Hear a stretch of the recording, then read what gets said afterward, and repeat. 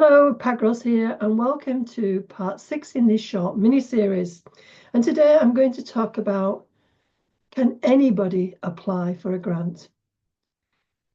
And the answer lies within the guidelines of the grant that you're trying to apply for. Because it will specifically say, the document will specifically say exactly who is eligible. And it breaks it down into industries. It could break it down into whether it's a business, whether you're a not-for-profit, whether you're a school, whether you're a government entity. It will be quite specific as to the kind of entities that are eligible. In a few cases, grants are open to individuals, but generally across the board, it is a legal entity, which means that you have a business number from your jurisdiction. So because it is a contract. Now, there are some complications. For instance, trusts. Now, trusts are a little bit difficult to dive into, but it's those people who are responsible for the trusts are the ones who can contract. Then there's auspicing. Now, you may be a not-for-profit, non-profit, wherever you are group, that isn't incorporated anywhere. It's just informal. There are some grants that you can apply for as long as you are being auspiced. And what that means is that you're not the organisation that the funder will go into a contract with.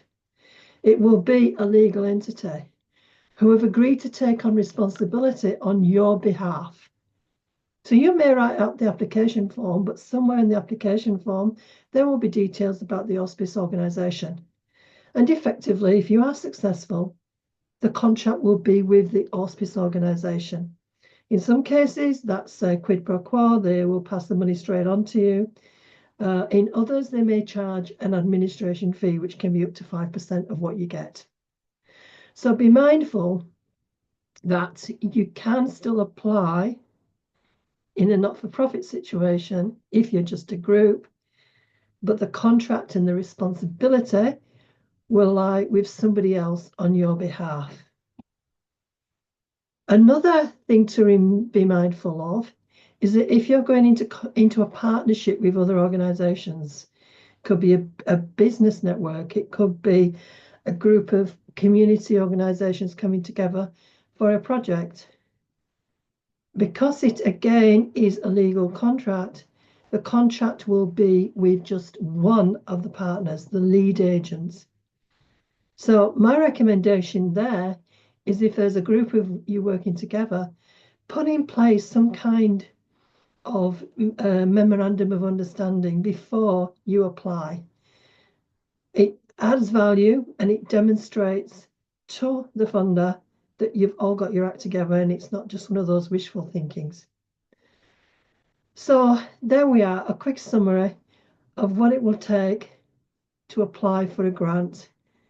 Whether you're an individual, that's usually good for arts grants, for example, a business, a charity, not-for-profit, a trust, whatever your entity, always go back to the guidelines.